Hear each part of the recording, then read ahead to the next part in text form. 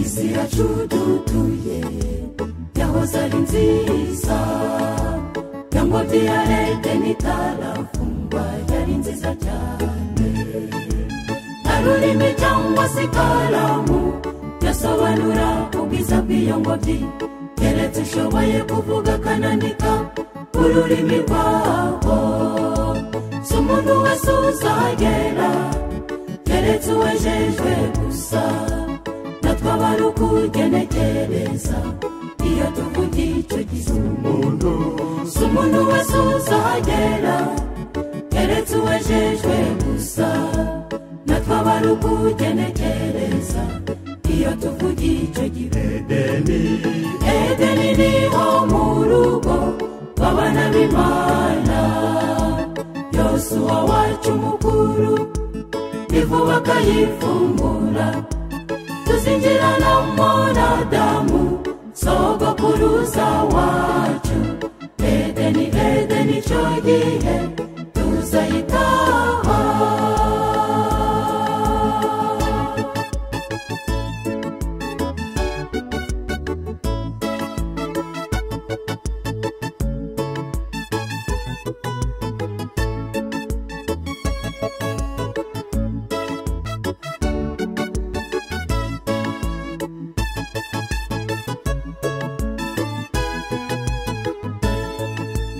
Yatunga Eva yariye, Adamu agatsindwa, bahise birukanwa iwabo heza bahinduka impunzi. Bagize umubabaro ukomeye, ariko Imana yaje kubarengera, bagiriwe ubuntu kandi berekwa inzira y'agakiza kabo. Iyo nzira nziza ni Yesu, kandi niwe utanga ubugingo. Yesu niwe waje muri iyi si, azanywe no gucyura iyo nzira. Iyo nzira nziza ni Yesu, kandi niwe utanga ubugingo.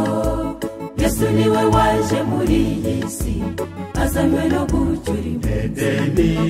Edeni niho mu rugo rw'abana b'Imana, Yosuwa wacu mukuru ni vuba akayifungura.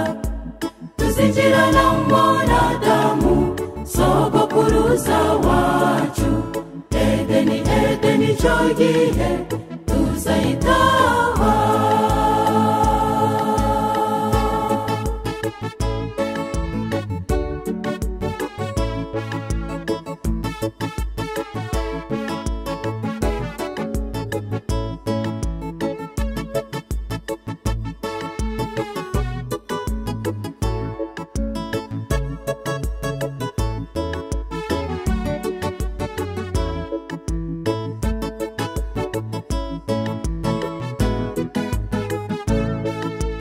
Hari gutegurwa umunsi udasanzwe, igihe impunzi zose za Edeni zizaba zitashe.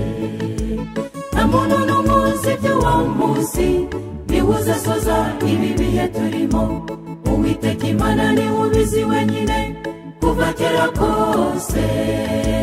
N'abatuye ku yandi masi nabo ubu bafite amatsiko yo kuza tubona tuvuye mu isi, maze tugataha. N'abatuye ku yandi masi nabo ubu bafite amatsiko yo kuza tubona tuvuye mu isi, maze tugataha. Edeni niho mu rugo rw'abana b'Imana, Yosuwa wacu mukuru ni vuba akayifungura. Tuzinjiranamo na Adamu sogokuruza wacu.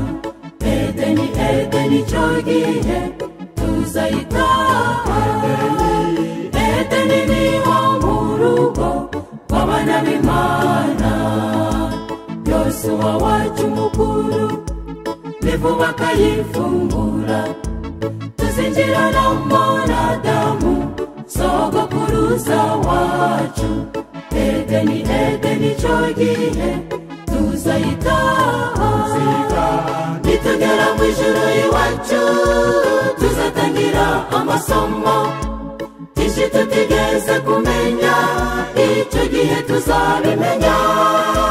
Mwisanzure tuzigayo byinshi tutigeze kubona ku isi, tuzabimenyera muri iryo shuri rihanitse Adamu yizemo. Tuzamenyeramo ubwenge, ubwenge muri iyo kaminuza y'ikirenga.